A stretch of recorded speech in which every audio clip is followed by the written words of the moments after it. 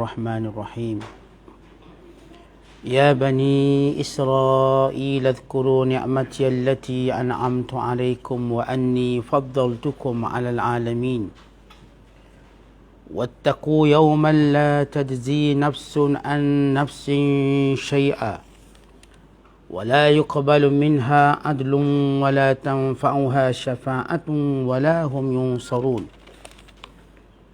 وإذ ابتلى إبراهيم ربه بكلمات فأتمهن قال إني جاعلك للناس إماما قال ومن ذريتي قال لا ينال عهد الظالمين وإذ جعلنا البيت مثابة للناس وأمنا واتخذوا من مقام إبراهيم مصلى وعهدنا إلى إبراهيم وإسماعيل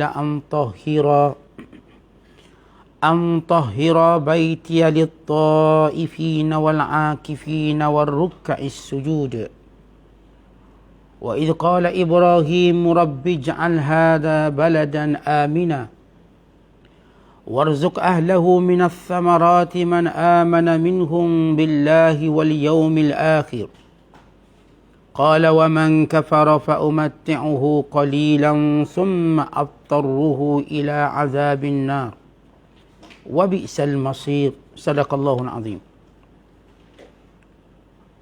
Wahai Bani Israel, kenanglah akan limpah kurnia nikmatku yang telah kuberikan kepada kamu. Dan aku telah melebihkan datuk nenek kamu yang taat dahulu atas umat-umat yang lain yang ada pada zamannya. Dan peliharalah diri kamu dari huru-hara hari kiamat, yang padanya seseorang tidak dapat mengganti atau melepaskan orang lain sedikit pun. Dan tidak akan diterima daripadanya sebarang tebusan. Dan tidak akan memberi manfaat kepadanya sebarang syafaat. Dan orang-orang yang salah itu tidak akan ditolong dari azab sengsara. Dan ingatlah ketika Nabi Ibrahim diuji oleh Tuhannya dengan beberapa kalimah, suruhan dan larangan. Maka Nabi Ibrahim pun menyempurnakannya. Setelah itu Allah berfirman, sesungguhnya aku melantikmu menjadi imam, pemimpin ikutan bagi umat manusia. Nabi Ibrahim pun memohon dengan berkata, ya Tuhanku, jadikanlah juga apalah jua kiranya dari keturunanku pemimpin-pemimpin ikutan. Allah berfirman, permohonanmu akan diterima. Tetapi janjiku ini tidak akan didapati oleh orang-orang yang zalim. Dan ingatlah ketika kami jadikan rumah suci Baitullah itu tempat tumpuan bagi umat manusia untuk ibadat haji dan tempat yang aman. Dan jadikanlah oleh kamu makam Ibrahim itu tempat sembahyang. Dan kami perintahkan kepada Nabi Ibrahim dan Nabi Ismail dengan berfirman, bersihkanlah rumahku, Kaabah dan Masjidil Haram dari segala perkara yang dilarang untuk orang-orang yang bertawaf dan orang-orang yang beriktikaf yang tetap tinggal padanya dan orang-orang yang rokok dan sujud. Dan ingatlah ketika Nabi Ibrahim berdoa dengan berkata, wahai Tuhanku, jadikanlah negeri Mekah ini negeri yang aman sentosa. Berikanlah rezeki dari berbagai jenis buah-buahan kepada penduduknya, iaitu orang-orang yang beriman kepada Allah dan hari akhirat di antara mereka. Allah Ta'ala berfirman, permohonanmu itu diterima.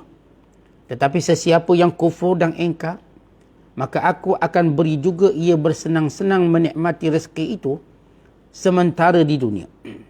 Kemudian aku memaksanya dengan menyeretnya ke azab neraka. Dan itulah seburuk-buruk tempat kembali. Masih lagi penafsiran dalam suratul Baqarah, surah yang kedua, juzuk yang pertama, pada ayat 122 sehingga ayat 126.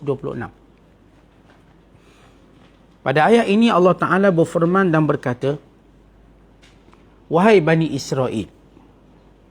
Allah Ta'ala mengulang dan mengulang untuk memperingatkan dan mengingatkan dan untuk memperbaharui keyakinan mereka menggalakkan mereka supaya kembali meninjau dan melihat zaman di mana Allah mengurniakan kepada mereka nikmat yang banyak, kurniaan yang pelbagai, mukjizat Nabi Musa, bahkan kemuliaan Nabi-Nabi Bani Israel yang diutuskan kepada mereka. Wahai Bani Israel, wahai anak-anak Yaqub, uzkuru, ingatlah kamu, kenanglah kamu, kembalilah kamu melihat bagaimana pertolongan Allah Ta'ala kepada kamu, anugerah Allah Ta'ala kepada kamu, ni'mati allati, nikmat aku. Allah Ta'ala menyebut tentang ni'mati dengan perkataan mufrad. Mufrad maknanya satu, nikmati. Tetapi yang dimaksudkan ialah pelbagai nikmat-nikmat yang Allah Ta'ala kurniakan. Macam-macam nikmat. Daripada nikmat kenabian, kerasulan, daripada nikmat pertolongan daripada orang-orang zalim, nikmat kerajaan, kekuasaan, bermula zaman Daud, bermula zaman Nabi Allah Yusha' bin Nun, diikuti oleh Daud, Sulaiman, diikuti Nabi Ilyasa, Zulkifli, sehinggalah pada zaman di mana Allah Ta'ala memberikan kepada kamu pertolongan dan bantuan dalam menghadapi pelbagai bentuk kezaliman dan penindasan. Kemudian Allah Ta'ala sebut, allati an'amtu alaikum, yang akulah yang memberi nikmat itu atas kamu. Supaya Bani Israel mengingati dan mengetahui bahawa kekuasaan Allah Ta'ala itulah, kurniaan Allah Ta'ala itulah, sifat pemurah Allah Ta'ala itulah yang Allah berikan kepada kamu semua. Supaya mereka lembut lunak, bahkan ini juga amaran, supaya kembali pada perintah Allah. Yang beri nikmat itu aku. Dan yang menyuruh kamu taat itu aku. Yang menyuruh kamu taat pada para Nabi alaihimussalatu wassalam itu aku. Dan yang menyuruh kamu beriman dengan Nabi akhir zaman dan Al-Quran yang diturunkan itu juga aku. Maka kenang kembali nikmat yang aku berikan pada kamu. Wa anni, dan sesungguhnya aku, kata Allah, faddaltukum, melebihkan kamu, alal alamin, di atas sekalian umat-umat yang lain yang ada pada zaman kamu. Tidak termasuk umat Muhammad sallallahu alaihi wasallam. Umat yang ada zaman kamu, yakni umat sebelum kebangkitan perutusan Nabi Muhammad sallallahu alaihi wasallam. Kerana selepas kebangkitan Nabi SAW, maka umat yang diangkat ialah umat yang mengikut Rasulullah. Tak kira kamu Bani Israel ke, kamu asal musyrikin Mekah ke, kamu orang Madinah ke, yang mana mengikuti Nabi SAW maka menjadi umat terbaik. Tidak lagi dinisbah pada bangsa, tapi nisbah pada agama. Kalau sebelum ini, kemuliaan Bani Israel nisbah pada bangsa. Bangsa Bani Israel itu. Tetapi Allah Ta'ala telah mengurniakan kemuliaan itu bukan lagi nisbah pada bangsa, tapi nisbah pada agama. Siapa pun yang Islam, maka dia umat terbaik. Sebagaimana firman Allah Ta'ala, kuntum khaira ummatin ukhrijat linnas ta'muruna bil ma'ruf wa tanhauna 'anil munkar wa tu'minuna billah. Kamu sebaik-baik umat yang Allah ciptakan, yang Allah pilih di kalangan manusia. Kerana kamu menyuruh yang baik, mencegah yang mungkar, dan kamu beriman kepada Allah. Kalau dahulu nisbah kemuliaan umat pada bangsa Bani Israel. Tetapi kali ini kemuliaan itu pada nisbah agama. Siapa yang Islam, maka dia adalah umat Muhammad sallallahu alaihi wasallam. Sebab itu umat Nabi Muhammad terbagi pada dua. Yang pertama disebut umat ijabah, iaitu mana-mana orang yang menerima dakwah baginda sallallahu alaihi wasallam, maka ijabah, dia terima. Yang kedua dipanggil umat dakwah, yang masih terus didakwah sampai hari ini. Siapa pun hari ini, Cina ke, India ke, bangsa apa pun, dia adalah umat Muhammad, dia disebut umat dakwah. Maka bila dakwah tu sampai dia menerimanya, maka dia disebut sebagai umat ijabah. Maka Allah Ta'ala menyebut, dahulu memanglah kamu mulia, tapi kemuliaan kamu ini bersebab. Kemuliaan kamu ini bukan bersifat mutlak. Dan Allah terus memaafkan kamu atas kesilapan dan kesalahan kamu. Kemudian Allah menyebut wattaqu, dan takutlah kamu semua, hei Bani Israel. Wahai Yahudi, wahai Kristian yang juga berasal daripada asal Yahudi. Wahai kamu semua dan juga penyembah-penyembah berhala. Kamu ni semua yang ikut Yahudi dan Nasara. Dan wahai orang yang membenci Islam, umat Islam. Takutlah kamu yauman pada satu hari. Yauman di sini ialah hari kiamat. Hari yang disebut perkataan yauman kerana kita tak tahu apa kejadian hari itu. Huru-haranya, seorang yang tidak mampu untuk menggambarkan bagaimana hiruk pikuk huru-hara kedahsyatan hari itu. Yauman, satu hari yang kita tak ketahui. Benar Nabi SAW menceritakan hari kiamat begitu, begini. Tetapi itu apa yang kita dengar, tidak sebagaimana yang kita lihat. Apa yang kita dengar, yang kita lihat lebih dahsyat. Kerana itu Allah Ta'ala menyebut, takutlah kamu pada hari, la tajzi nafsun an nafsin syai'ah. Satu jiwa, setiap individu, setiap manusia tak dapat tolong orang lain. Masing-masing berkata hari itu, nafsi, nafsi, diriku, diriku. Sehingga kan para Nabi SAW juga berkata, diriku, diriku. Hari ini Allah Ta'ala tidak pernah murka sebagaimana Allah murka. Maka setiap para Nabi SAW berkata, nafsi, nafsi, diriku, diriku. Maka hari ini tak ada orang mempedulikan orang lain. Mereka hanya sibuk melihat diri mereka. Wala yuqbalu minha adlun. Dan tidak diterima daripada setiap diri itu adlun, apapun tebusan. Apapun harta benda, walaupun cita-cita mereka. Yawaddul mujrimu law yaftadi min adhabi yawmi izin bibani wa sahibatihi wa akhi wa fasilatihi allati tu'wi wa man fil ardi jami'an thumma yunjih. Kalla. Pada hari di mana orang-orang yang bersalah, yang jahat itu bercita-cita, kalau mereka mampu menebusnya, golok gadainya, membayarnya dengan apa sahaja yang mereka miliki. Sama ada anak-anak mereka, saudara-saudara mereka, dengan ayah mak mereka, wa fasilatihi allati tuwi, atau kabilah-kabilah kaum mereka, untuk menyelamatkan mereka pada hari itu. Kalla innaha ladha. Tak boleh. Maka Allah Ta'ala menyebut, la yuqbalu minha adl. Tak diterima tebusan. Yang kumpul kekayaan di dunia, apa manfaatnya pada hari itu? Yang kumpul segala pangkat di dunia, segala gelaran, apa manfaat pada hari itu? Yang mengumpul anak pinak yang ramai, apa manfaat pada hari itu? Yang punya kenalan yang ramai. Ni IG ada 8 juta. Facebook ada 3 juta. Misalnya, apa manfaatnya pada hari itu? Kerana hari ini kata Allah, la yuqbalu minha adlun wa la tanfa'uha syafa'atun. Tiada memberi manfaat padanya syafaat. Syafaat Nabi-Nabi pun tak boleh. Syafaat orang soleh pun tak boleh. Syafaat mak bapak pun tak boleh. Wala hum yunsarun, dan mereka tak dapat pertolongan. Ayat ini khusus bagi orang kafir. Ada pun orang beriman, maka para Nabi memberi syafaat. Ada pun orang beriman, orang-orang soleh memberi syafaat.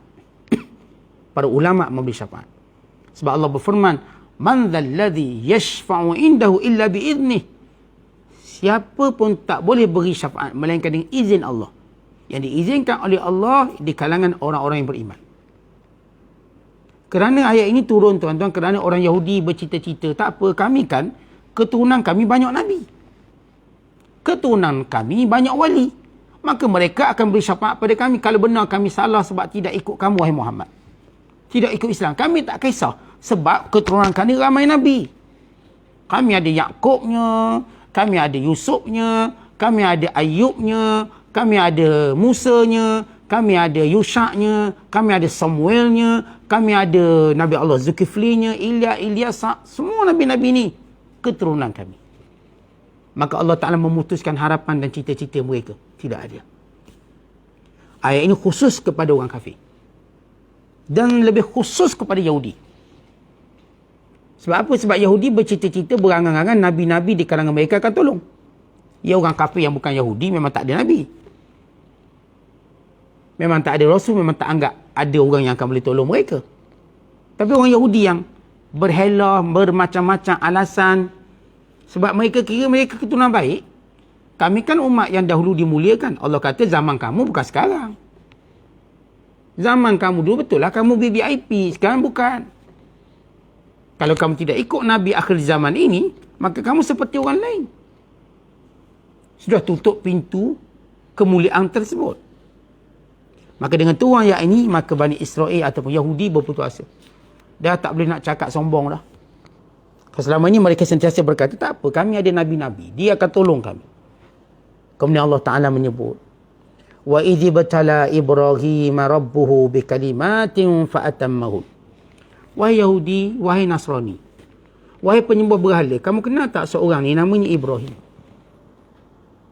Seolah-olah selepas Allah menyebut tentang amaran tentang hari kiamat, azab seksaan bagi orang yang kufur pada Allah, yang menolak kerasulan Nabi Muhammad sallallahu alaihi wasallam, yang menolak kebenaran Al-Quran.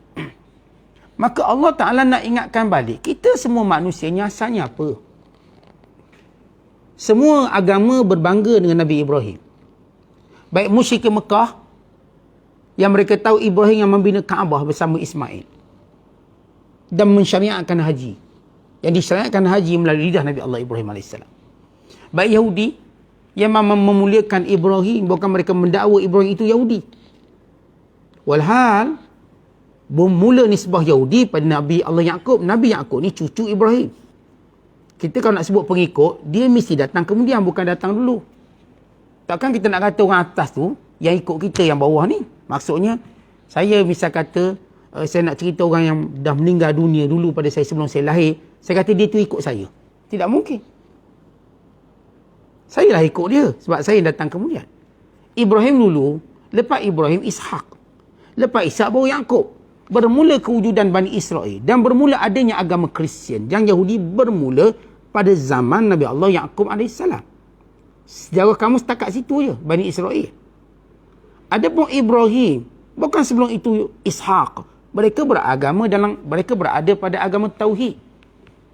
Tidak pernah kata anak Tuhan. Bermula kata anak Tuhan kamu. Nabi Ibrahim tak pernah kata pun ada anak Tuhan. Nabi Ibrahim tahu Allah itu esa, tunggal.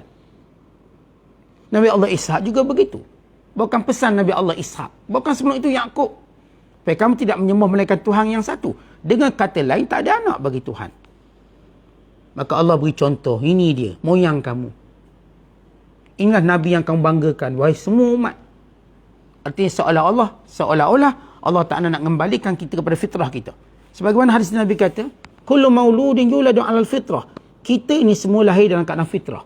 Bukan sekadar fitrah dari sudut kita ni lahir tidak cenderung melainkan beriman pada Allah.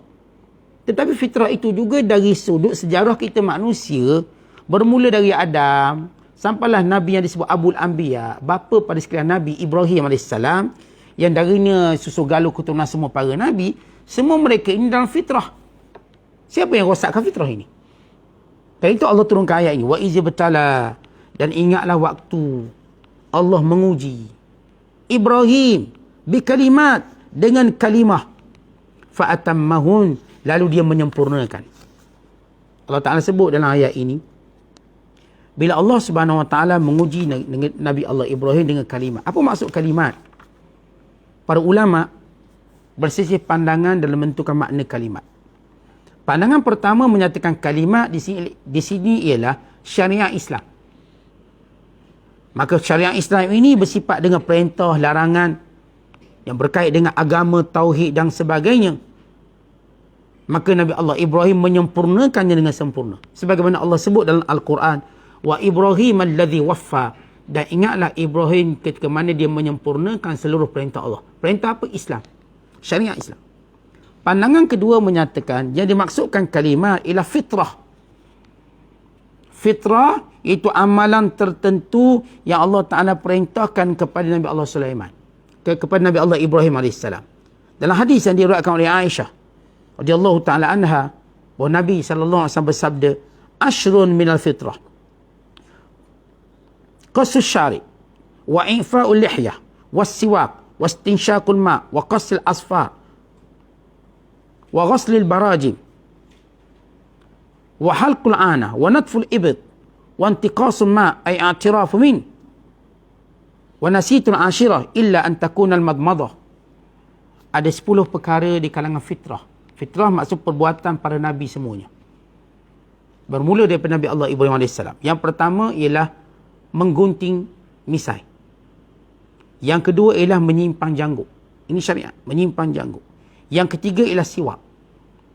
Yang keempat ialah istinsyak, memasukkan air ke dalam hidung. Yang keempat ialah memotong kuku. Yang kelima ialah membasuh setiap sendi-sendi celah-celah kuku yang berhimpun kekotoran padanya. Yang keenam ialah mencukur bulu kemaluan. Yang ketujuh mencabut bulu ketiak. Yang ke-8 ialah mencedok air supaya tidak membasuh, cedok air. Yang ke-9, dan aku lupa yang ke-10, melainkan aku rasa ia adalah berkomor-komor. Kata Nabi SAW, ada 10 perkara fitrah para Nabi buat. Nabi-Nabi tak tinggal. Itu pertama, misai. Diguntingnya. Dipendekkan, dinipiskan. Apakah hukum mencukur misai? Dalam mazhab kita Syafi'i, cukur misai itu makruh. Cukur terus. Tetapi memendekkan, tapi masih meninggalkan akar-akar, itu yang dituntut dan itu yang disunatkan. Jadi misai ni bukanlah sunat dicukur, tapi dipendek-pendekkan sehingga tinggal akar-akarnya saja. Itu yang pertama. Yang kedua ialah i'fa'ul lihyah, menyimpan janggut. Ada setengah ulama kata secara mutlak simpan. Ada setengah ulama kata kalau sekiranya melebihi satu genggaman, maka barulah dipotong. Kalau tak lebih, tak dipotong. Kalau lebih satu genggaman, satu qabdah dipanggil. Sebagaimana dilakukan oleh Abdullah bin Umar radhiyallahu ta'ala anhu. Yang ketiga ialah siwak, gosok gigi. Itulah sunnah para Nabi. Dan Ibrahim AS menyempurnakannya, menjaganya. Yang keempat, masukkan air dalam hidung, istinsyak. Yang kelima, potong kuku. Yang keenam, mana-mana daki yang lekat-lekat dekat kuku, celah-celah ini, maka dibersihkan. Itu yang keenam. Yang ketujuh ialah dibuang bulu kemaluan. Dan yang ke-8 ialah membuang bulu ketiak. Dan ke-9, mencedok air, bukan celup. Dicedok supaya tidak membazir.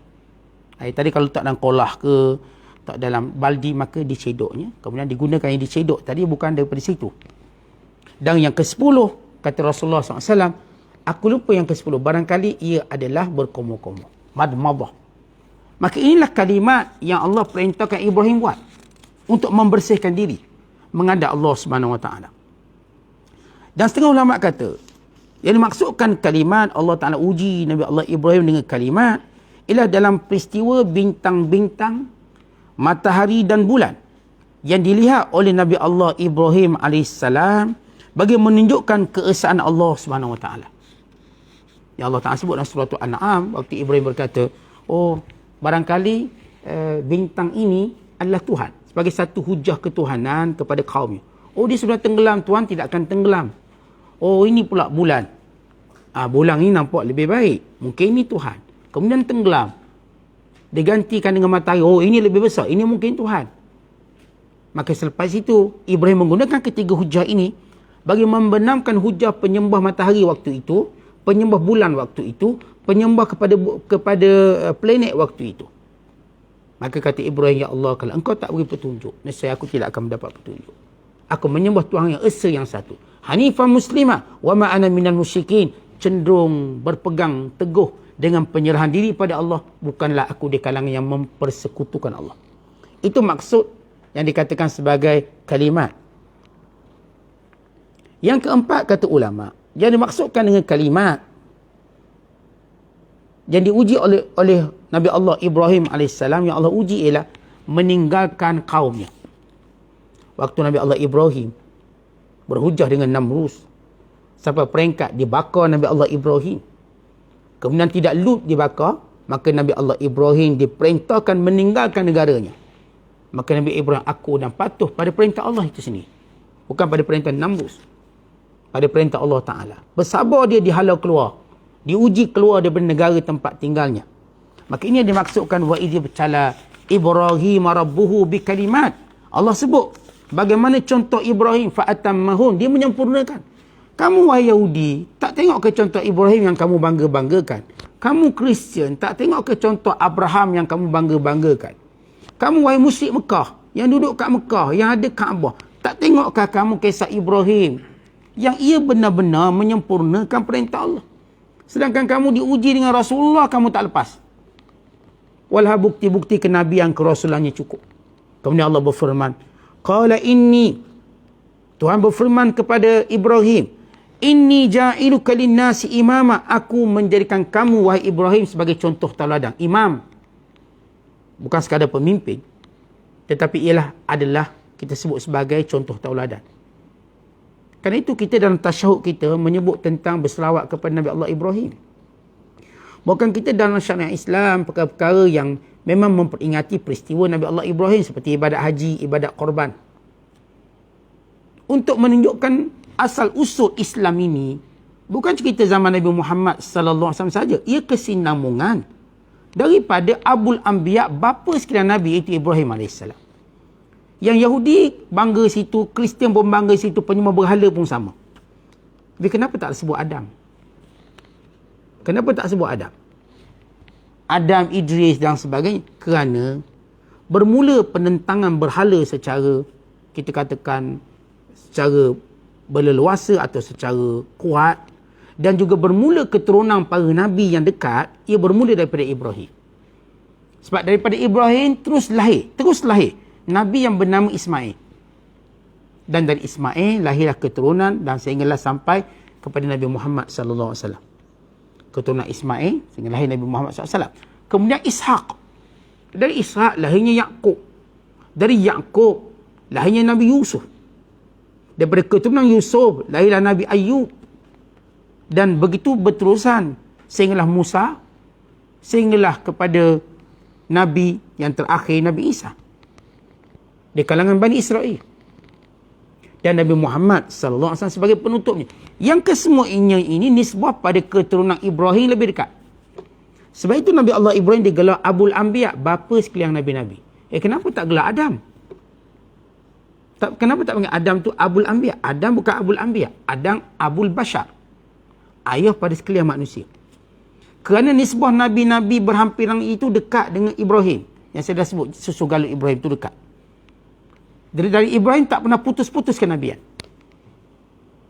Maka Allah Ta'ala peringatkan semua penentang Rasulullah daripada 3 kelompok. Yahudi, khususnya berada di Madinah, dan Yahudi seluruh dunia. Kristian yang berada di Najran, Yaman, dan berada di seluruh dunia. Dan penyembah berhala yang berada di Mekah pada waktu itu. Sebab kita dah beritahu surah Baqarah, surah pertama diturunkan sewaktu Rasulullah SAW berhijrah ke Madinah. Maka 3 kelompok ini penentang Islam. Dan 3 kelompok ini bekerjasama antara satu sama lain dari sudut maklumatnya, perisikannya, idea hujahnya. Maka Allah Ta'ala menjawab bagi ketiga kelompok ini. Dan ingatlah ketika Allah menguji Ibrahim. Dan Ibrahim menyempurnakannya. Dan Allah berfirman, wahai Ibrahim, kamu dah ikutan semua manusia. Lalu Ibrahim AS, dia kata, ya Allah, wa min dzurriyyati, umatku juga, zuriatku juga. Kerana siapa pun manusia secara fitrah, kalau kita dapat kelebihan, kita juga nak kelebihan itu berpindah pada anak-anak kita. Tak ada orang bila dia dapat macam-macam, anak saya tak apa Ustaz, jadi biasa je. Tak, kita nak anak kita lebih baik. Anak kita mewarisi kita. Kalau tuan-tuan seorang berpangkat, tuan-tuan nak anak-anak mewarisi pangkat. Kalau tuan-tuan orang yang popular, kita nak anak-anak kita juga dapat popular macam kita. Dan sebagainya. Maka Ibrahim nak, bukan kerana nak popular pangkat, bukan. Tapi nak kemuliaan yang Allah beri itu. Iaitu imam. Imam ini termasuk maknanya ialah Nabi. Maknanya juga pemerintah. Namanya juga qadhi, hakim. Namanya juga mufti. Nama juga menteri. Ini namanya imam. Maka apa kata Allah? Qala la yanalu ahdi zalimin. Wahai Ibrahim, zuriat kamu juga begitu. Tetapi yang zalim di kalangan mereka takkan dapat. Bila seorang tu zalim, aku tak akan jadikan daripada keturunannya Nabi. Daripada keturunannya pemimpin. Daripada keturunan orang soleh. Tidak. Hanya bila mana dia mentaati Allah. Sebab itu bila Bani Israel zalim, maka terputuslah kenabian daripada kabilah daripada Bani Israel berpindah kepada Nabi Muhammad sallallahu alaihi wasallam. Sebab mereka zalim dengan pelbagai kezaliman. Kemuncak usaha mereka membunuh Nabi Isa dan tuduhan mereka kepada Nabi Isa dengan tuduhan anak zina, menuduh Maryam sekian-sekian, maka terputus kenabian pada zuriat keturunan mereka. Maka dipindahkan kerasulan itu zuriat keturunan kenabian itu kepada Nabi Muhammad sallallahu alaihi wasallam. Dan ayat ini menjadi dalil bahawa tidak boleh melantik pemimpin zalim. Tidak boleh melantik orang-orang zalim atas kita. Sebab Allah sebut, wa qala la yanalu ahdi zalimi, tak akan mencapai kemuliaan di sisiku orang-orang zalim. Kan itu sikap orang Islam, mesti melantik orang yang adil. Jangan lantik orang zalim, Tuhan tak akan redha. Tuhan akan murka. Maka kesan akibatnya pada kita. Bila kita membiarkan orang zalim jadi ketua, waktu mana orang-orang baik berdoa, tak mustajab. Tak akan mustajab lagi. Sebab tu hati-hati waktu memilih pemimpin. Bukan pakat tangkap muat, asal dia beri kita sikit habuan, dia pemimpin kita. Asal kita dapat sikit pangkat tanpa melihat kezaliman. Dan kita kena ingat, zalim ini bermula bila seorang itu melakukan kesalahan kepada Allah. Allah Ta'ala sebut dalam Quran, wal kafiruna humuz zalimun, dan orang-orang kafir itu zalim. Sebab Allah beri nikmat macam-macam, dipilih kufur. Jadi ini menjadi dalil kita tak boleh lantik orang kafir dia pemimpin. Mereka zalim. Zalim sebut mana Ustaz? Okey je. Zalim kerana mereka telah menzalimi hak Allah dengan tidak menyembahnya. Yang Allah beri nikmat padanya. Kemudian Allah sebut, wa ij'alnal baita mathabatan lin-nasi wa amna. Dan ingatlah ketika mana kami jadikan rumah Allah itu, yakni Makkahul Mukarramah, Masjidil Haram, mathabatan lin-nas, tempat mencari pahala bagi manusia. Kita nak cari pahala, kita nak jadi baik, kita nak cari bekalan akhirat, kita akan nampak mana tuan-tuan? Mekah. Setiap kali kalau kita pergi Mekah, apa yang kita gambarkan? Nak ibadat banyak, nak pahala banyak. Cukup pahalanya digandakan 100,000. Cukup kita tahu Mekah tak ada waktu haram solat. Boleh solat. Ia mathabatan linnas, tempat cari sawab pahala. Maka siapa pun ke Mekah, dia nak cari pahala. Orang tak kata tempat lain cari pahala. Gimana pergi Amerika, buat apa? Cari pahala. Tak, orang tak cakap macam tu. Bagaimana saya nak pergi England, buat apa? Cari pahala banyak kat England. Nak pergi masjid awal-awal kat masjid kat England, orang tak akan cakap macam tu. Tapi bila sebut je ke Mekah, apa kita dengar orang cakap pergi Mekah? Nak pahala banyak, nak kumpul pahala, nak jadi baik, nak jadi soleh.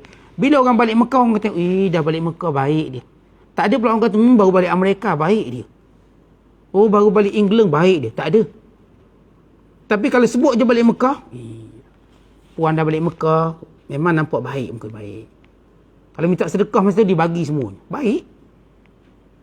Kalau marah pun tak gaduh, dia tak balas. Sebab apa? Baik. Inilah dia bumi Mekah. Allah Ta'ala nak ingatkan semua pada manusia dengan 3 agama yang saya sebutkan tadi. Ibrahim, contoh tauladan pemimpin. Kenapa Ibrahim dapat kemuliaan ini? Dan apa yang dilakukan oleh Ibrahim AS, dikaitkan Ibrahim dengan pembinaan Kaabah. Menghidupkan Masjid Haram. Supaya mereka kembali kepada tauhid kepada Allah dengan mengikut Nabi Muhammad SAW yang lahir di Mekah. Kan Nabi Muhammad itu ialah doa Nabi Allah Ibrahim. Sebagai Rasul terakhir. Seolah dia ajak kembali, hei Yahudi, hei Bani Israel, hei Kristian, hei penyembah berhala, tengok Mekah, tempat yang asal dibina oleh Ibrahim untuk ibadat, mentauhidkan Allah. Dan siapa yang ajak kembali mentauhidkan Allah kalau bukan Nabi Muhammad SAW? Wa amnan, dan tempat aman. Mekah tu tempat aman. Wattakhidhu min maqami Ibrahim musalla, dan dijadikan, hendaklah kamu jadikan makam Ibrahim sebagai tempat sembahyang. Bila Allah Ta'ala menyebut tentang Mekah ini, tempat pahala dan aman. Apa maksud aman di sini? Pendapat pertama berkata, aman daripada azab Allah Ta'ala. Yang kedua, maksud Mekah ni tempat aman, aman daripada pembalasan dendam dan kejahatan. Artinya, menjadi kebiasaan orang Arab. Kalau mereka dendam orang, mereka akan pukul, bunuh dan sebagainya. Tapi kalau orang tu masuk Mekah, kena stop. Tak boleh buat apa-apa. Dan yang ketiga, aman maksudnya ialah tak boleh dijalankan hukum hudud di Mekah. Sebab di tempat aman. Kena luar pada Mekah. Kena pergi dekat Tan'im. Mekah tak boleh buat. Tak boleh potong tangan kat Mekah. Ini tempat ibadat. Nak keluar. Sebab itu hukuman dijalankan di Tan'im. Di luar tanah haram.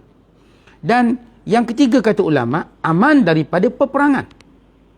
Maka ada orang usaha untuk menjadikan Mekah medan perang, tidak berjaya. Maka kekal menjadi aman. Tempat paling aman sekali. Maka ini di antara nikmat Allah Ta'ala yang diberikan kepada hamba-hambanya. Dan Allah jadikan makam Ibrahim sebagai musalla. Makam Ibrahim ni apa tuan-tuan sekalian? tempat berdiri Nabi Allah Ibrahim. Batu yang mana Ibrahim AS menggunakannya waktu membina Kaabah. Maka Nabi Allah Ibrahim pijak, maka tinggal bekas tapak kaki Nabi Allah Ibrahim, lalu diletakkan sebagai salah satu daripada, kita katakan, manasik ataupun syiar Allah di bumi Mekah. Maka disunatkan kita selepas tawaf solat di belakang makam Ibrahim. Sunat. Ini yang dimaksudkan wattakhidhu min maqami Ibrahim musalla. Habis tawaf, sempurna tawaf tadi dengan solat tawaf. Tetapi di sisi Imam Malik, solat sunat tawaf itu fardu, wajib. Kalau orang tinggalkan, dia kena bayar dam. Tapi di sisi jumhur ulama, ia sunat. Kalau tuan-tuan tinggalkan, maka makruh lah. Kita kena sembahyang belakang, sunat belakang makam Ibrahim. Kalau tak belakang betul-betul pun kerana kesibukan, belakang. Kira-kira makam Ibrahim itu depan. Maka dianggap itu belakang. Walaupun kita sembahyang belakang masjid 2 tingkat ke atas. Kemudian Allah Ta'ala berfirman, wa'ahidna, dan kami telah mengambil perjanjian dan perintah ila Ibrahim, kepada Ibrahim dan Ismail, antahira, supaya sucikan rumahku ini. Allah menamakan Masjidil Haram sebagai rumahku. Dia ta'ifin, untuk orang tawaf, wal akifin, dan orang i'tikaf, wal ruk'i, orang rukuk, was sujud, wal ruk'i, sujud dan sujud. Nak beritahu, wahai kamu musyrikin Mekah, kamu salah. Tempat itu sudah kamu jadikan tempat berhala. Kamu dah salah. Asal usul Ibrahim buat Mekah ni apa dia? Dengan perintah Allah. Kamu juga Yahudi salah. Dengan kata menghadap Baitul Maqdis, tak. Sekarang menghadap Mekah. Itulah kiblat yang pertama sebenarnya. Kamu bangga dengan Ibrahim. Dan kamu orang Kristian juga sama. Inilah tempat dia melahirnya Nabi akhir zaman. Di rumah yang suci, di tempat yang suci, yang dibersihkan oleh Ibrahim dan Ismail. Wa idh qala Ibrahim, dan ingatlah bila Ibrahim AS berdoa, Rabbi ja'al hadha baladan amina. Ya Allah, jadikan negeri Mekah ini negeri yang aman. Warzuq ahlahu minas samarat. Kurniakan kemewahan kepada penduduknya dengan buah-buahan. Perkataan samarat, kita terjemah buah lah. Tapi maksudnya dilimpahkan dengan kemewahan. Dan memang Allah Ta'ala berikan kekayaan ahli Mekah. Dan siapa yang ke Mekah, dan siapa yang pulang dari Mekah, Allah limpahkan mereka dengan kekayaan. Man amana minhum billah, siapa sahaja yang beriman dengan Allah dan hari akhirat. Lalu Allah berfirman, itu doa Ibrahim, ya Allah, siapa yang beriman, engkau limpahkan dengan kekayaan. Sebab itu kita orang beriman jangan takut miskin. Sebab Nabi Allah Ibrahim dah doakan kekayaan untuk kita. Tuan-tuan, kalau tuan-tuan ada masalah duit, kerja, tuan-tuan jumpa ulama-ulama, ustaz, diorang doakan rezeki murah. Nabi Ibrahim dah dulu doakan untuk kita. Tapi Nabi Ibrahim bagi syarat. Siapa yang beriman kepada Allah dan hari akhirat dengan sebenar, maka apa yang kita boleh patut buat? Waktu rezeki kita nampak sukar dan susah, kuatkan keimanan kita pada Allah. Kan itulah pintu rezeki kita. Kemudian Allah menjawab doa Nabi Ibrahim. Qala wa man kafar. Wahai Ibrahim, nikmat aku ni aku tak beri pada orang beriman je. Aku juga beri pada orang kafir. Ibrahim AS hanya minta kemewahan ini cuma orang beriman. Tapi Allah itu Ar-Rahman. Dalam bab rezeki, Allah tak beri mengikut agama. Allah beri belaka. Sebab itu Allah kata apa? Qala wa man kafar. Siapa pun yang kafir, fa'umatti'uhu, aku juga beri nikmat padanya, wahai Ibrahim. Tapi nikmat dia sikit. Qalilan, yang ni cuma di dunia. Orang-orang kafir, Allah beri juga nikmat. Kullan numiddu ha'ula. Semua orang kami beri nikmat, kami lapangkan rezeki. Sebab tu tuan-tuan tengok, bab kaya ke miskin dia tak ada kaitan dengan agama. Kadang-kadang Ahmad kaya, Acong miskin. Kadang-kadang Ramasami kaya, si Muhammad miskin. Kadang-kadang ni, yang tak ada agama ni kaya. Maka yang ni dapat sikit tak banyak. Kerana dalam kitaran kekayaan dia tak ada kaitan dengan agama. Cuma orang beriman diberikan rasa qanaah sehingga mereka rasa kaya. Syukur sehingga mereka rasa kaya dan cukup. Allah kata nikmat aku wahai Ibrahim, walaupun kamu hanya minta untuk beriman, tapi aku beri semua. Cuma orang kafir, fa'umatti'uhu qalila, aku cuma beri sedikit, cuma di dunia, summa attarhu, kemudian aku akan seret dia. Kemudian aku akan hempas dia ila azabin nar, ke dalam neraka Jahannam, wa bi'sal masir, ke dalam api neraka, seburuk-buruk tempat mereka kembali. Kita lihat antara doa Ibrahim dan kenyataan Allah Ta'ala yang tegas. Allah akan beri nikmat. Sebab tu kalau seorang kata, alah, saya tak semayang pun dapat rezeki lah. Saya tak buat itu, tak buat ini. Tengok, sehat badan. Betul. Tapi nikmat seketika. Nanti kamu akan pulang menghadap Allah dan kamu tahu apa yang kamu lakukan itu. Ya kan, kadang-kadang ada orang dengan sombong berkata, kami tak taat perintah Allah pun rezeki banyak. Tok Imam rajin ibadat pun sakit lutut. Tengok saya, buat maksiat, mana ada sakit lutut? Lalu kita katakan pada mereka, ya, Allah akan beri nikmat itu seketika di dunia. Akhirat kelak, maka ada hukuman Allah Ta'ala. Jangan bicara tentang dunia. Orang ni tuan-tuan, kalau kita cerita buat akhirat, mereka pun dah takut. Sebab mereka tahu kesalahan mereka buat. Mereka cuma berani kat dunia kerana mereka nilai, mengukur kebaikan pada dunia. Nilai kebaikan bukan pada dunia, pada akhirat nanti. Akhirat akan menentukan siapa yang benar-benar taat kepada Allah dengan nikmat yang abadi, dan orang yang menderhaka kepadanya dengan azab sengsara yang pedih, yang dahsyat dan sebagainya. Wallahu bisawab. Assalamualaikum warahmatullahi wabarakatuh.